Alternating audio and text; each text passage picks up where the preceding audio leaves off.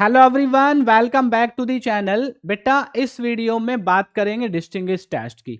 10 ऐसे distinguish test discuss करूंगा जिनकी हेल्प से आप बोर्ड एग्जाम में पूछे जाने वाला कोई भी डिस्टिंक्शन वाला क्वेश्चन इजीली कर सकते हैं। तो देखिए स्टार्ट करते हैं। सबसे पहले जो हमारा टेस्ट है वो है Lucas test. Lucas test primary, secondary और टर्सरी एल्कोहल्स में डिस्टिंक्शन में यूज किया जाता है। लुकास रिएजेंट क्या होता है? फिर Lucas reagent anhydrate ZnCl2 and HCl का मिक्सचर होता है।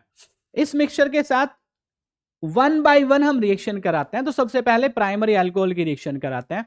प्राइमरी अल्कोहल लुकास रिएजेंट के साथ जब रूम टेम्परेचर पे रिएक्शन कराई जाती है तो यहां पे कोई रिएक्शन शो नहीं करता। सेकेंडरी अल्कोहल के साथ जब रिएक्शन कराते हैं तो हमको मिलता है secondary alkyl halide with water. Reaction में जो ऑब्जर्वेशन आता है, ऑब्जर्वेशन क्या आता है वो भी बताता हूं, वो आफ्टर 3 to 5 मिनट्स आता है। टर्सरी अल्कोहल के साथ लुकास एजेंट की रिएक्शन कराई जाती है। Tertiary alkyl halide with water हमको मिलता है। जो ऑब्जर्वेशन आएगा वो इमीडिएटली आएगा, यानी कि दोनों चीजों को मिक्स करेंगे हमको वहां पे ऑब्जर्वेशन मिलेगा। क्या ऑब्जर्वेशन है? एल्काइल हैलाइड वाटर के साथ यहां पे मिलता है हमको। एल्काइल हैलाइड और वाटर का जो मिक्सचर होता है ये फ्रीली सॉल्युबल नहीं होता। एल्काइल हैलाइड वाटर में फ्रीली सॉल्युबल नहीं है, इसलिए यहां पे क्या मिलता है हमको? टर्बिडिटी देखने को मिलती है, धुंधलापन देखने को मिलता है, जिसको हम हैजीनेस भी कहते हैं। तो अगर टर्सरी अल्कोहल की रिएक्शन ये कराते हैं तो यहां पे जो टर्बिडिटी आती है वो इमीडिएटली आती है। रूम टेम्परेचर पे रिएक्शन आपको करानी है। सेकेंडरी अल्कोहल में जो टर्बिडिटी आपको देखने को मिलेगी वो आफ्टर 3 to 5 मिनट देखने को मिलेगी। प्राइमरी अल्कोहल में रूम टेम्परेचर पे क्योंकि रिएक्शन नहीं होती तो वहां पे कोई भी टर्बिडिटी नहीं आएगी। इस तरह से लुकास टेस्ट की हेल्प से आप प्राइमरी, सेकेंडरी और टर्सरी अल्कोहल्स में डिस्टिंक्शन कर पाते हैं। टॉलरेंस टेस्ट की बात करते हैं। टॉलरेंस टेस्ट को सिल्वर मिरर टेस्ट भी कहते हैं। अब टॉलरेंस टेस्ट कहां यूज किया जाता है? टॉलरेंस टेस्ट जो है, यानी कि टॉलरेंस रिएजेंट जो है वो केवल एल्डिहाइड के साथ रिएक्शन शो करता है, क्योंकि ये माइल्ड ऑक्सीडाइजिंग एजेंट है। तो माइल्ड ऑक्सीडाइजिंग एजेंट होने की वजह से एल्डिहाइड को तो ऑक्सीडाइज कर पाता है लेकिन कीटोन को ऑक्सीडाइज नहीं कर पाता। तो जहां भी हमने एल्डिहाइड को कीटोन से डिस्टिंग्विश करना है तो टॉलरेंस टेस्ट हम यूज कर सकते हैं। टॉलरेंस रिएजेंट क्या होता है? टॉलरेंस रिएजेंट बेटा होता है अमोनियकल सिल्वर नाइट्रेट सॉल्यूशन, यानी कि सिल्वर नाइट्रेट को अमोनिया के अंदर मिक्स करके हम सॉल्यूशन बनाते हैं। ये सॉल्यूशन समवॉट बेसिक नेचर का हमने रखना होता है। अगर हमने रिएक्शन में लिखना है तो टॉलरेंस रिएजेंट को रिएक्शन में इस तरह से आप लिखेंगे AgNH3 whole twice plus OH minus. अब एल्डिहाइड के साथ क्योंकि रिएक्शन देते हैं, माइल्ड ऑक्सीडाइजिंग एजेंट है, तो रिएक्शन किस तरह से होती है? देखो ये हमारा एल्डिहाइड है। एल्डिहाइड की रिएक्शन टॉलरेंस रिएजेंट के साथ। अब यहां पे बेसिक नेचर हमको रखना होता है, मैंने आपको बताया। तो बेस की प्रेजेंस में रिएक्शन होगी, ऐसा आप कह सकते हैं। तो यहां पे जो एल्डिहाइड है वो ऑक्सीडाइज होता है कार्बोक्सिलेट आयन में, और यहां जो आपका टॉलरेंस रिएजेंट है उसकी वजह से आपको सिल्वर यहां पे मिलता है।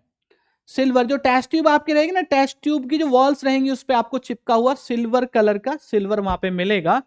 ठीक है, तो सिल्वर मिरर की तरह वहां पे मिलेगा, लाइक अ मिरर, तो इसलिए हम इसको सिल्वर मिरर टेस्ट भी कहते हैं। और इस कंपाउंड की, यानी कि सिल्वर के फॉर्मेशन की वजह से ही यहां पे हम ये कह पाते हैं, आइडेंटिफाई कर पाते हैं कि हमारा जो कंपाउंड है वो एल्डिहाइड है, कीटोन नहीं है, क्योंकि कीटोन ये रिएक्शन शो नहीं करते। तो बात समझ में आ गई? एल्डिहाइड को कीटोन से डिस्टिंग्विश करना है, टॉलरेंस टेस्ट आप करा सकते हैं। एल्डिहाइड ऑक्सीडाइज हो जाते हैं कार्बोक्सिलेट आयन में, और जो आपका टॉलरेंस रिएजेंट है वो आपका सिल्वर की फॉर्म में आपको टेस्ट ट्यूब के अंदर मिलता है। Silver looks like a mirror, that's why it is also called silver mirror test. Next test की बात करते हैं, फैलिंग्स टेस्ट। फैलिंग टेस्ट भी टॉलरेंस टेस्ट की तरह यूज किया जाता है एल्डिहाइड को कीटोन से डिस्टिंग्विश करने के लिए। किस तरह से करते हैं? तो सबसे पहले समझते हैं फैलिंग्स रिएजेंट क्या होता है। अब फैलिंग्स रिएजेंट में देखो दो सॉल्यूशन होते हैं, दोनों सॉल्यूशन को मिक्स करके हम फैलिंग्स रिएजेंट बनाते हैं। तो हमारे पास एक सॉल्यूशन होता है जिसको हम नंबर 1 या सॉल्यूशन A कहते हैं। ये हमारे पास सॉल्यूशन होता है कॉपर सल्फेट का एक्वस सॉल्यूशन। दूसरा सॉल्यूशन जिसको नंबर 2 या सॉल्यूशन बी कहते हैं, ये हमारे पास पोटेशियम सोडियम टार्ट्रेट का एक्वस सॉल्यूशन होता है। इन दोनों को मिक्स करते हैं जब भी हमने रिएक्शन करानी होती है। फ्रेशली प्रिपेयर्ड हमारे पास फैलिंग्स रिएजेंट होता है, और जब रिएक्शन में शो करते हैं तो फैलिंग्स रिएजेंट को देखो इस तरह दिखाते हैं। तो ये हमारा एल्डिहाइड, एल्डिहाइड की रिएक्शन जब इसके साथ कराएंगे तो जो फैलिंग्स रिएजेंट है हमारा, ये भी माइल्ड ऑक्सीडाइजिंग एजेंट है। एल्डिहाइड को कार्बोक्सिलेट आयन में ऑक्सीडाइज करता है, और जो हमारा Cu2+ है बेटा, ये कन्वर्ट होता है Cu2O में, ठीक है ना, Cu2O में। अब Cu2O का जो कलर होता है वो होता है ब्रिक रेड कलर, यानी कि आपको Cu2O की फॉर्म में रेड पीपीटी यहां पे मिलता है। जब भी एल्डिहाइड की रिएक्शन फैलिंग्स एजेंट के साथ आप कराते हैं, ब्रिक रेड कलर आपको मिलेगा। अगर ये रिएक्शन कीटोन के साथ कराएंगे तो आपको ये रेड पीपीटी वहां पे देखने को नहीं मिलेगा। इस तरह से फैलिंग्स रिएजेंट की हेल्प से भी हम एल्डिहाइड और कीटोन में डिस्टिंक्शन करा पाते हैं, ठीक है बेटा। इसके बाद iodoform test. Iodoform test aldehyde और कीटोन देते हैं, दोनों तरह के कंपाउंड देते हैं, लेकिन वहां पे मिथाइल कीटोन जो पोर्शन है ये प्रेजेंट होना चाहिए, चाहे वो आपका एल्डिहाइड है चाहे वो आपका कीटोन है। अब मिथाइल कीटोन से क्या मतलब है, जो आपका कार्बोनिल ग्रुप है, कार्बोनिल ग्रुप के जस्ट बराबर में यानी कि एडजेसेंट CH3 ग्रुप होना चाहिए, ये आपका मिथाइल कीटोन कहा जाता है। बात समझ में आ गई। अब जो आइडोफॉर्म टेस्ट है ये किसके साथ कराया जाता है, क्या इसका रिएजेंट है, ये रिएजेंट है बेटा सोडियम हाइपोआयोडाइड। जनरली हम आइडोफॉर्म टेस्ट की बात कर रहे हैं, हैलोफॉर्म भी यहां पे कह सकते हैं। तो सोडियम हाइपोआयोडाइड कैसे बनाते हैं, NaOH और I2 की रिएक्शन कराते हैं, यहां पे कंपाउंड बनता है NaOI, जिसको हम कहते हैं सोडियम हाइपोआयोडाइड। जब ये कंपाउंड मिथाइल कीटोन के साथ, एल्डिहाइड में भी प्रेजेंट हो सकता है, कीटोन में भी प्रेजेंट हो सकता है, तो मिथाइल कीटोन के जो प्रेजेंट है आपका एल्डिहाइड कीटोन में, जब रिएक्शन कराते हैं ये भी ऑक्सीडाइजिंग एजेंट है, तो ये इतने पोर्शन को देखो, इस वाले पोर्शन को तो कार्बोक्सिलेट आयन में कन्वर्ट करता है, और ये जो CH3 है ये आपका कन्वर्ट होता है CHI3 में। CHI3 आपका आइडोफॉर्म है, येलो कलर का कंपाउंड होता है। तो जब भी आपके पास सैंपल में मिथाइल कीटोन प्रेजेंट है और आप सोडियम हाइपोआयोडाइड के साथ रिएक्शन कराते हैं, तो येलो पीपीटी वहां पे आपको ऑब्जर्व होता है। येलो पीपीटी फॉर्मेशन की वजह से आप समझ जाते हैं कि जो आपके पास कंपाउंड है वहां ये वाला पोर्शन प्रेजेंट है। और कौन सा कंपाउंड इस रिएक्शन को शो कर सकता है, इस टेस्ट को शो कर सकता है, देखिए यहां पे एक कंपाउंड है, ये है सेकेंडरी अल्कोहल। और सेकेंडरी अल्कोहल भी ऐसा कि जिस कार्बन पे OH ग्रुप प्रेजेंट है उसके एडजेसेंट कार्बन CH3 की फॉर्म में प्रेजेंट है। ये रहा आपका ऑक्सीडाइजिंग एजेंट, ये तो बेटा ऑक्सीडाइजिंग एजेंट है। अभी ऑक्सीडाइजिंग एजेंट क्या करेगा, इसका भी ऑक्सीडेशन करेगा। और अगर आप ध्यान से देखोगे तो ये जो सेकेंडरी अल्कोहल है ये कंपाउंड इसमें ऑक्सीडाइज होगा, यानी कि यहां मिथाइल कीटोन प्रेजेंट होगा। तो अगर इसके साथ सोडियम हाइड्रोक्साइड और I2 के मिक्सचर की रिएक्शन आप कराते हैं, तो ये मिक्सचर ऑक्सीडाइजिंग एजेंट होने की वजह से इस कंपाउंड को पहले इस कंपाउंड में ऑक्सीडाइज करता है और उसके बाद बनाता है आइडोफॉर्म, यानी कि ये कंपाउंड भी आपका इस टेस्ट को दे देता है। तो इस तरह के कंपाउंड को आइडेंटिफाई करने के लिए भी आप आइडोफॉर्म टेस्ट यूज कर सकते हैं। इसके बाद बात करेंगे सोडियम बाइकार्बोनेट टेस्ट।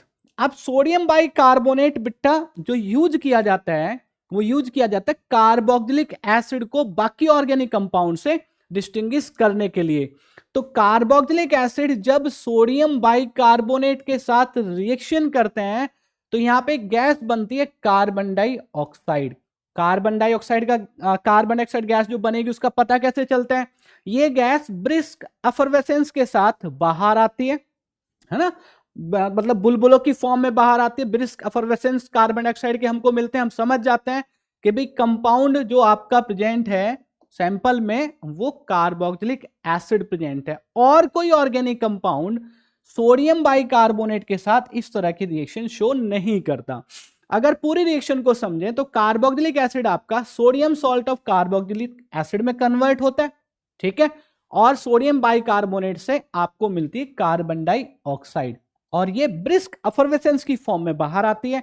आप समझ जाते हैं कि हाँ, यहां पे आपका कार्बोक्सिलिक एसिड कंपाउंड प्रेजेंट है सैंपल के अंदर। अब यहां पे एक नोट मैंने लिखा है, the sodium bicarbonate test is used to detect the presence of carboxylic acids in organic compounds. ठीक है, यही बात मैं आपको बार बार बता रहा हूं कि जो सोडियम बाइकार्बोनेट है, जहां कार्बोक्सिलिक एसिड प्रेजेंट है, वहां पे इस टेस्ट को आप करा के देखेंगे। अगर ब्रिस्क एफर्वेसेंस आती है तो आप समझ जाएंगे कि कंपाउंड में कार्बोक्सिलिक एसिड भी हमारा प्रेजेंट है। ठीक है, Br2 test, bromine water test. देखो दो तरह के कंपाउंड को आइडेंटिफाई करने के लिए टेस्ट कराया जाता है। एक होता है टेस्ट फॉर अनसैचुरेशन, मतलब आपका कंपाउंड जो है उसमें डबल बॉन्ड या ट्रिपल बॉन्ड प्रेजेंट है कि नहीं है, वहां पे आप ये टेस्ट कराते हैं। या फिनॉल की प्रेजेंस भी ये टेस्ट आपको बता देता है। वन बाय वन हम समझते हैं। अगर आपके कंपाउंड में अनसैचुरेशन यानी कि डबल बॉन्ड या ट्रिपल बॉन्ड प्रेजेंट है तो ये कंपाउंड किस तरह से रिएक्शन करता है, ब्रोमीन वाटर किस तरह का ऑब्जर्वेशन वहां पे देता है, समझे हम। अगर कंपाउंड हमारा एल्कीन है यानी कि डबल बॉन्ड प्रेजेंट है, Br2 वाटर के साथ रिएक्शन कराते हैं, तो जो ब्रोमीन का कलर है बेटा वो रेडिश ब्राउन होता है। इस कलर का कंपाउंड है, ऑरेंज कलर कह सकते हैं ना, ऑरेंजिश हमको दिखता है वहां पे। तो ये रिएक्शन कैसे होती है, ये Br2 डबल बॉन्ड पे ऐड हो जाता है ना, इलेक्ट्रोफिलिक एडिशन रिएक्शन होगी। तो यहाँ पे Br2 का कलर है, अब यहाँ पे ब्रोमीन रहा नहीं कंपाउंड, तो ये जो कंपाउंड बनेगा ये कलरलेस बनेगा। यानी कि जैसे जैसे हम इसके अंदर Br2 वाटर डालते रहेंगे, कलर अगर डिसअपियर हो रहा है, इसका मतलब वहां पे अनसैचुरेशन है, डबल बॉन्ड या ट्रिपल बॉन्ड है। ट्रिपल बॉन्ड के साथ भी इसी तरह से ये रिएक्शन यहाँ पे शो करता है। तो जो ये दोनों कंपाउंड बनते हैं ये कलरलेस होते हैं, ब्रोमीन का कलर डिसअपियर हो जाता है, हम समझ जाते हैं कि कंपाउंड के अंदर अनसैचुरेशन प्रेजेंट है, डबल बॉन्ड या ट्रिपल बॉन्ड प्रेजेंट है। फिनॉल के साथ किस तरह रिएक्शन दिखाता है, देखो फिनॉल की रिएक्शन हम पढ़ लेते हैं जनरली यहां 12th क्लास में। फिनॉल जब ब्रोमीन वाटर के साथ एक्वस Br2 के साथ रिएक्शन करता है तो बेटा यहां पे कंपाउंड बनता है 2,4,6 ट्राइब्रोमोफिनॉल। और क्योंकि देखो ब्रोमीन ने रिएक्शन करी है तो ब्रोमीन का जो रेडिश ब्राउन कलर है वो डिसअपियर होगा, एक बात। दूसरी बात, जो ये कंपाउंड बनता है 2,4,6 ट्राइब्रोमोफिनॉल, ये व्हाइट कलर का कंपाउंड होता है, यानी कि व्हाइट पीपीटी भी हमको रिएक्शन में मिलेगा, यहां व्हाइट पीपीटी नहीं मिलेगा। ठीक है, तो सैंपल का हमको आइडिया रहता है ये भी उसमें अनसैचुरेशन पॉसिबल है नहीं, अनसैचुरेशन है नहीं है, फिनॉल है नहीं है, किस तरह की रिएक्शन हम करा रहे हैं, तो कौन सा ऑब्जर्वेशन वहां पे आएगा ये हमको पहले से आइडिया होता है। तो फिनॉल की प्रेजेंस पता करने के लिए भी ये वाला टेस्ट Br2 टेस्ट हम यूज करते हैं, और जो हमारे कंपाउंड में अनसैचुरेशन होता है उसके लिए भी हम ये टेस्ट यूज करते हैं। ठीक है, इसके बाद azo dye test. Azo dye test phenol को बाकी ऑर्गेनिक कंपाउंड से डिस्टिंग्विश करने के लिए यूज किया जाता है। अब फिनॉल जब एजोडाई टेस्ट किस तरह देता है, बेंजीन डायजोनियम क्लोराइड के साथ फिनॉल की रिएक्शन कराते हैं। अब जब फिनॉल बेंजीन डायजोनियम क्लोराइड के साथ रिएक्शन करता है, देखो समवॉट बेसिक मीडियम यहां पे होना चाहिए, तो यहां पे एक कंपाउंड बनता है पैरा हाइड्रोक्सी एजोबेंजीन, ये एजोडाई है इसलिए हम इसको एजोडाई टेस्ट कहते हैं। डाई का मतलब है जो ये कंपाउंड बनेगा वो कलर्ड कंपाउंड होगा, ये कपलिंग रिएक्शन है बेटा। ठीक है, और ये जो कंपाउंड बनता है पैरा हाइड्रोक्सी एजोबेंजीन ये ऑरेंज कलर का होता है। तो हम समझ जाते हैं कि जब हम रिएक्शन कराते हैं बेंजीन डायजोनियम क्लोराइड के साथ फिनॉल की रिएक्शन कराते हैं, ऑरेंज कलर ऑब्जर्व होता है, तो फिनॉल वहां पे प्रेजेंट है। ऑर्गेनिक कंपाउंड में हमारा जो सैंपल था ऑर्गेनिक कंपाउंड का उसमें फिनॉल प्रेजेंट था, एजोडाई टेस्ट हो गया। इसके बाद 2,4-DNP टेस्ट। अब 2,4-DNP का मतलब क्या है, देखो 2,4-DNP ये कंपाउंड है, समझो आप, 2,4-डाइनाइट्रोफिनाइल हाइड्रोजीन, ये हाइड्रोजीन होता है। देखो हाइड्रोजीन क्या होता है बेटा, हाइड्रोजीन ये होता है आपका, इससे एक हाइड्रोजन हटा के ये पूरा ग्रुप लगा दिया ये वाला। ठीक है, तो ये बना हमारा 2,4-डाइनाइट्रोफिनाइल हाइड्रोजीन। अब इसकी रिएक्शन कार्बोनिल ग्रुप यानी कि एल्डिहाइड या कीटोन आपके सैंपल में प्रेजेंट है या नहीं है, उसके आइडेंटिफिकेशन के लिए यहां पे यूज की जाती है रिएक्शन। जिसको हम कहते हैं 2,4-DNP टेस्ट। अब जब हम कार्बोनिल कंपाउंड में एल्डिहाइड या कीटोन ही होना चाहिए, एल्डिहाइड या कीटोन के साथ जब रिएक्शन कराते हैं 2,4-डाइनाइट्रोफिनाइल हाइड्रोजन की एसिडिक मीडियम में, तो देखो यहां पे 2,4-डाइनाइट्रोफिनाइल हाइड्रोजन बनता है। अब इस कंपाउंड का जो कलर है वो येलो हो सकता है, ऑरेंज हो सकता है, रेड हो सकता है, यानी कि इस कलर का, इनमें से कोई भी कलर का पीपीटी आपको वहां देखने को मिलेगा। तो आप समझ जाएंगे कि आपके सैंपल में एल्डिहाइड या कीटोन प्रेजेंट है।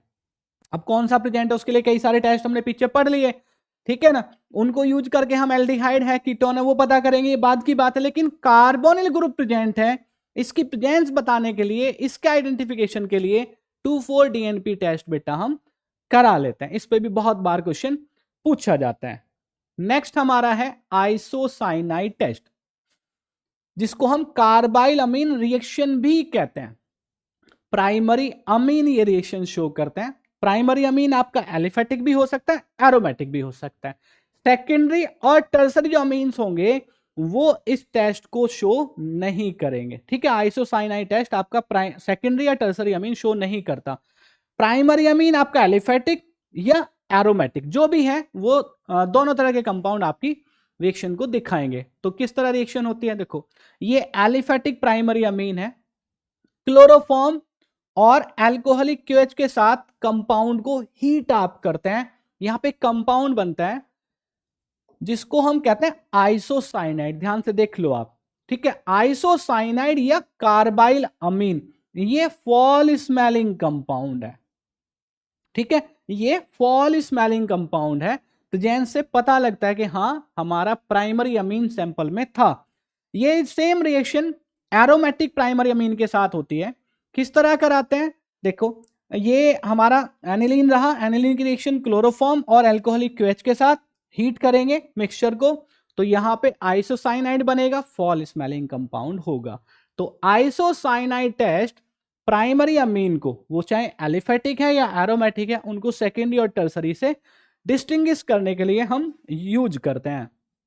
इसके बाद आता है हिंसबर्ग टेस्ट।